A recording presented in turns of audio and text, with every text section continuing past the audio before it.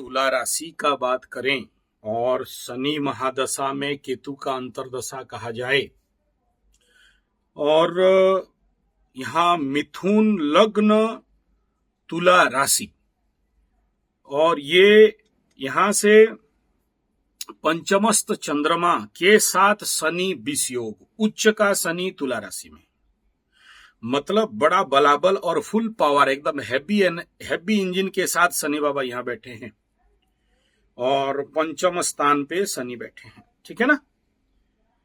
Okay, बता रहा हूं ना, आ रहा हूं ना, इसी में आ रहा हूं। देखो, आपके कुंडली में लग्न से पंचम में तुला राशि का शनि और वर्तमान गोचर में चंद्रमा से पंचम का शनि, पंचम से पंचम। ठीक है, तो मिथुन लग्न के लिए गोचर में नवमस्त शनि, तुला राशि के लिए पंचमस्त शनि। ठीक है, और इस समय आपके तुला राशि के ऊपर केतु जो गोचर कर रहे हैं आखिरी डिग्री में और साथ में राहु का दृष्टि में, यानी आपके जन्म चंद्रमा मन, जहां आपका मन और हृदय है और जहां शनि है, केतु उसी को क्रॉस कर रहे हैं, क्रॉस ट्रांजिट कर रहे हैं आकाश में। तो यहां पर गोचर का केतु, कुंडली का लग्न का शनि, चंद्रमा राशि के स्थित शनि, विष योग स्थित शनि, केतु क्रॉस ओवर कर रहा है। और जब भी राहु केतु गोचर करते करते आखिरी समय पे आते हैं और ठीक उसी समय आपका केतु का अंतर्दशा चल रहा है, शनि में केतु का अंतर्दशा के खत्म होने के लिए और मात्र 3 या 4 महीना बाकी है। जाते जाते राहु और केतु आपके चंद्रमा से युति बना के, मतलब उसी एस्पेक्ट में, उसी एक्सिस में हैं, तो भय होना, बेचैनी होना, तनाव होना, डर होना एक आम विषय रहता है। प्लस अभी और कुछ दिनों में मंगल भी आपके द्वादश में आने वाले हैं केतु से। ठीक है, और नेचुरली अभी तक तो तुला राशि का लाभ स्थान पे मंगल चल रहे थे, लेकिन आपके लॉस हाउस में आने वाला 12 तारीख के बाद आपके लॉस हाउस में आ जाएंगे और ऐसे प्लैनेट 7, 8, 10 दिन, 12 दिन पहले से ही फल देना चालू कर देते हैं। तो ये जो परिस्थिति बन रहा है, कहीं ना कहीं से जो भय है वो भय नहीं है, ये एक प्रकार के विषाद है, जिसको कि आप समझ नहीं पाते हो कि किस बात का भय है। एक रिक्तपन, एक खालीपन, एक हृदय में एक बड़ा सा कष्ट, पीड़ा, बिना अहेतुक, जिसका कोई हेतु नहीं है। पूर्व के समय में जीवन में जो कुछ भी घटनाएं, अवघटनाएं, दुर्घटनाएं घटे थे, जिसके प्रतिछवि, जिसका छाप, जिसका मतलब एम्प्टी वैकेंट फाइल रह गया था, वो कहीं ना कहीं मानस पटल में और हृदय के स्थान में, हृदय में दर्द पीड़ा देते हैं, जिसको एक अवसाद टाइप का भाव कहा जाता है। ठीक है, और पंचम का शनि को, तुला राशि से पंचम का शनि को बोलते हैं पनौती शनि। पनौती माने जैसे वो अक्षय कुमार और जॉनी लीवर वाला फिल्म देखे हैं ना, जब भी गाड़ी में चढ़ता है पनौती लगवाई, तो पनौती है, उतर यहां से। ठीक है, जॉनी लीवर बोल रहा है, तो वो पनौती जहां बैठ जाए, जहां छू ले, वो गया काम से है। तो ये पनौती दोष जीवन में लगता है और बहुत सारे तुला राशि वालों के साथ ऐसा हो रहा है। बाप माँ का बात नहीं, ये तो जब तक शनि बकरी हैं तब तो उग्र लेगा, पीक लेगा, अभी तो और थोड़ा सा पीक जाएगा और थोड़ा ज्यादा बढ़ेगा। ओरिड होने का कोई विषय नहीं है, मैं बताता हूँ। मतलब घर वालों का बात चिड़चिड़ा लगना, बात नहीं मानना। और पंचम का शनि करता क्या है जानते हो? आदमी को राजमूर्ख, गंडमूर्ख, महामूर्ख, गजमूर्ख, महामूर्ख बना देता है। सोचने समझने का कैपेसिटी में कमी, जो नहीं है उसी के विषय में भय, जो नहीं बोलना चाहिए वही सब किसी को क्या बोल देना, और मूर्ख जैसे सोचना, इस प्रकार का बनता है, जो जहां नहीं है लेकिन आपके मन में लगेगा कि शायद ऐसा कुछ हो रहा है, ऐसा कुछ बात है, और वो समझ बुझ का क्षमता को घटा देता है। नहीं, सहन तो हुआ ही नहीं है ना। अभी तो केतु गया नहीं है, केतु जाने के लिए और 3-4 महीना बाकी है, जाते जाते ठोक के जाएगा। ये राहु केतु ना जब भी जाते हैं तब कुछ ना कुछ एक तोड़ ताड़ के जाते हैं। जैसे राहु माने अंग्रेज जाते जाते भारत को भाग कर दिए, ठीक है ना। केतु माने मुछमुंडे, और ये लोग आते आते जो जो कर दिए वो सब बोलने का जरूरत नहीं, फिर वो गलत चला जाएगा। तो ये लोग जाते जाते कुछ ना कुछ बिगाड़ के जाएंगे, ये लोग छोड़ने वाले नहीं है, ठीक है। इसलिए अलर्ट रहना चाहिए, अवेयर रहना चाहिए, और आध्यात्मिक साधनाओं को करना चाहिए। और इसको शांत करने के लिए, शनि में केतु को शांत करने के लिए, और तुला लग्न वर्ष और मिथुन लग्न और तुला राशि के लिए यहाँ शनि तो कारक है, ठीक है, उच्च का शनि बैठा है, ये भी ठीक है, बहुत अच्छा बात है। लेकिन यहाँ जो केतु ट्रांजिट कर रहा है, अगर आपको ऐसे कुछ ज्यादा समस्याएं हैं तो एक नंबर इलाज है श्रीमद् भागवत गीता का नित्य पाठ करना, पारायण करना, पढ़ना। अर्थ सहित पढ़ सकें तो समाधान होगा, ठीक है। और अगर किसी कृष्ण मंदिर में बैठ के पाठ करते हैं तो और अच्छा होगा। नहीं, अगर आप पस्त हो चुके हो, सीवियर इफेक्ट हो गया है, सीवियर एंड वेरी वेरी होता है शनि के केतु अंतर्दशा में, तो ऐसे कंडीशन में श्रीमद् भागवत गीता का पूरा पाठ एक दिन में, अभी मतलब तुलसी दल के साथ अभिषेकम, या फिर गीता यज्ञ, इसका जिनको बहुत ज्यादा पीड़ित होते हैं उनके लिए गीता यज्ञ, हालांकि दिसंबर में श्रीमद् भागवत गीता जयंती में किया जाता है। एनी टाइम भी आप लोग ये जो चतुर्मास के समय गीता पाठ, गीता पारायण इत्यादि करने से भी ये दूर हो जाते हैं, कोई प्रॉब्लम नहीं है, ठीक है। दूसरा ये है कि दूसरा जो इजी रास्ता है गणपति भगवान को लेके, दुर्वा घास 21 पीस लेके गणपति के चरण में देना, और मोदक समर्पण करने के बाद दूसरा दिन सुबह गणपति से घास लाके चबा चबा के खा जाना।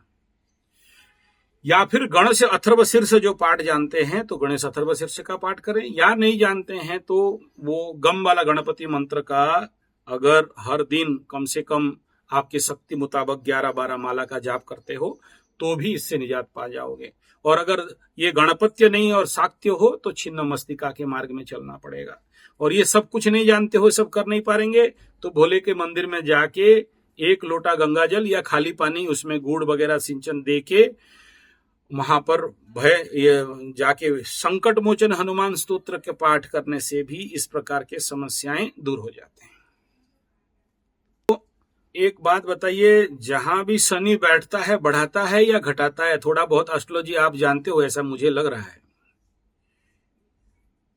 सुनते। हाँ, वही तो कह रहा हूं, मैं थोड़ी कह रहा हूं कि आप एस्ट्रोलॉजी कोर्स किए हो, लेकिन हाँ, तो ज्ञान के घर में शनि बैठे तो ज्ञान भी बढ़ाता है ना, ऐसा बात नहीं है। और उच्च का शनि बैठा है तो आप अगर मेरे को नहीं सुने होते तो थोड़ी मेरे को इतना पैसा दे के आपको मेरा अपॉइंटमेंट लेना था।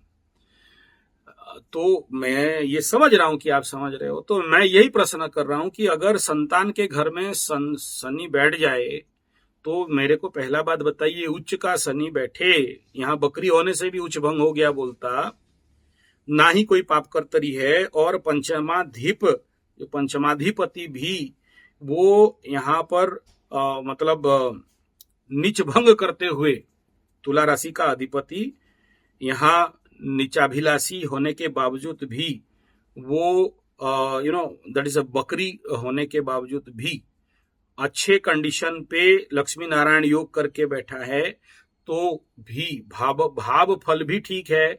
शनि का स्थिति भी बढ़िया डिग्री में बैठा हुआ है, कोई शनि यहाँ पर मर उर नहीं गया है, एकदम मस्त पावर में बैठा हुआ है।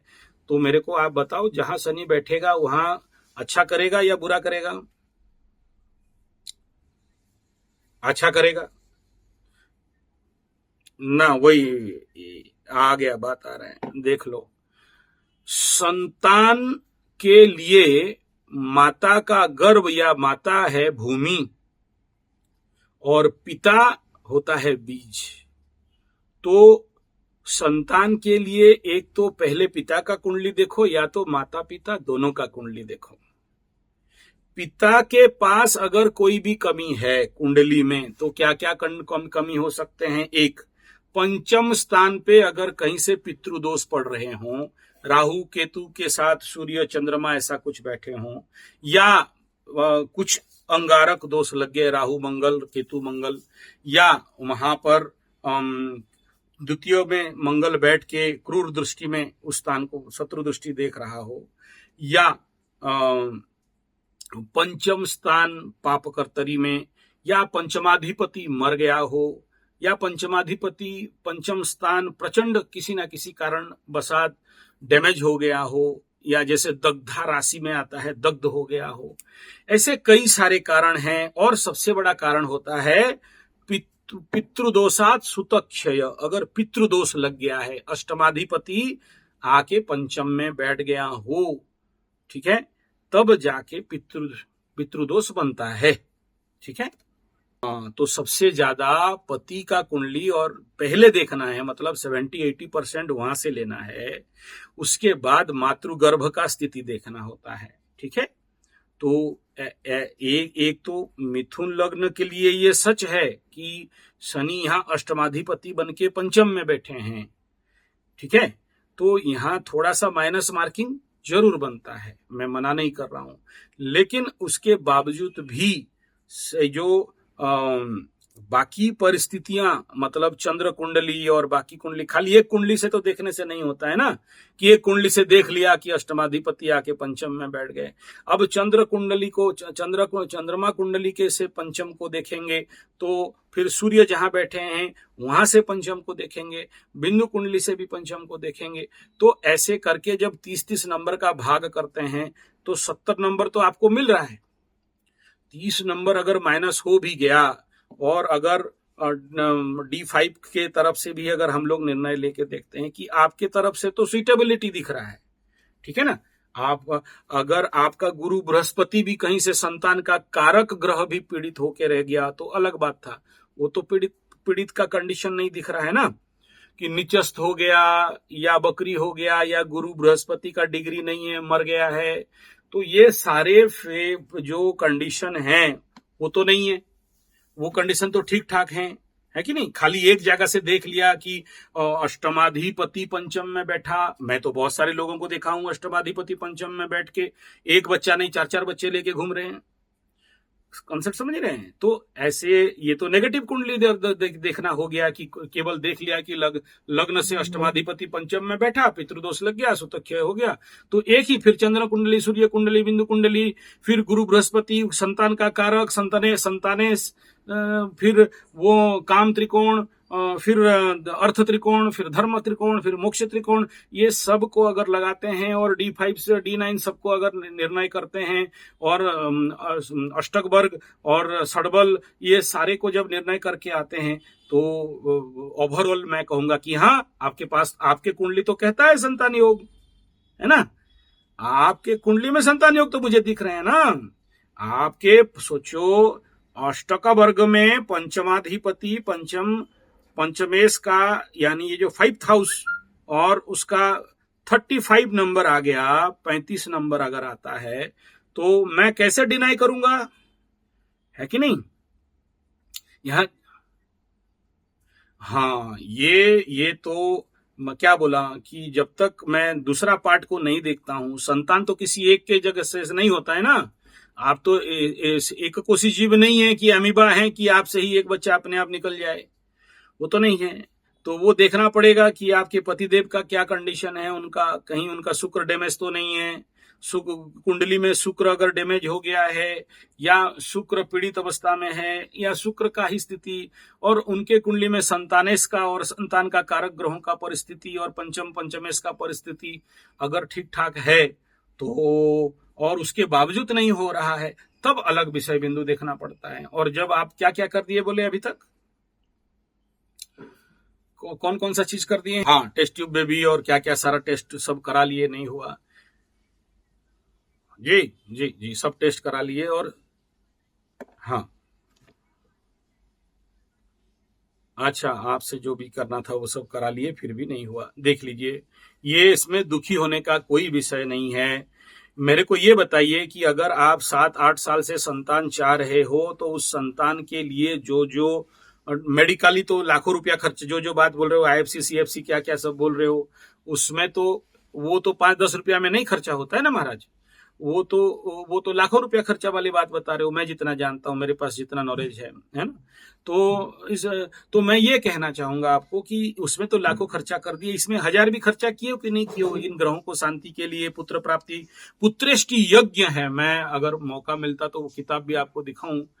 पुत्रेष्टि यज्ञ है प्रचंड, ये मोटा पुत्रेष्टि यज्ञ है, असंभव जगह को संभव करने के लिए। तो चलो उतना नहीं किया तो ठीक है, सामान्य बाल गोपाल का मंत्र जाप, पूजा पाठ, बाल गोपाल यंत्र का धारण हो गया क्या?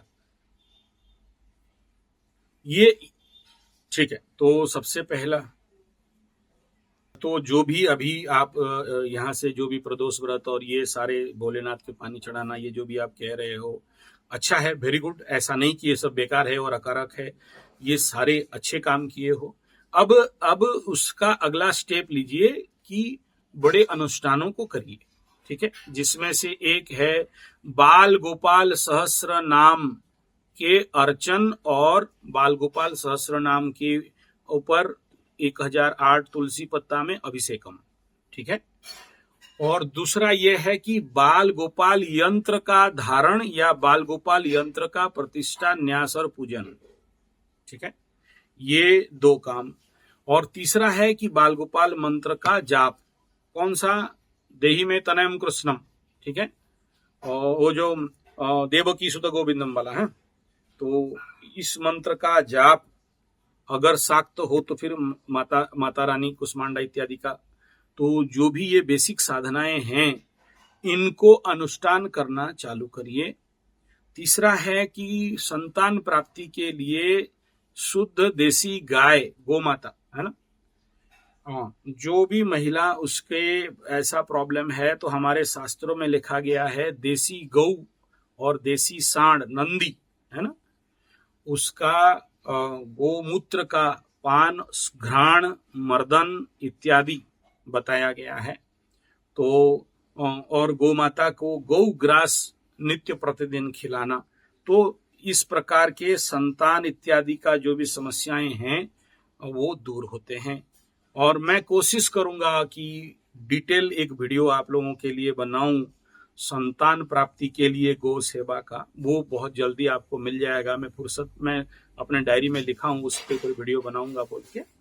तो अभी आपका कुंडली देखते हुए सबसे पहले मैं कहूंगा कि आपका पतिदेव का कुंडली दिखाइए कि उनका क्या समस्या है, और उनका विश्लेषण करने से जाके, लेकिन आपका कुंडली कह रहा है कि हाँ संतान संभव है आपके तरफ से। देखिए, चंद्रमा से पंचमाधिपति का दशा अंतरदशा मतलब संतान योग, ठीक है। पंचम माने संतान और पंचमाधिपति का दशा अंतरदशा माने संतान योग, करेक्ट। तो है संभावना, नहीं कैसे कहूंगा। कॉन्सेप्ट क्लियर हो रहा है?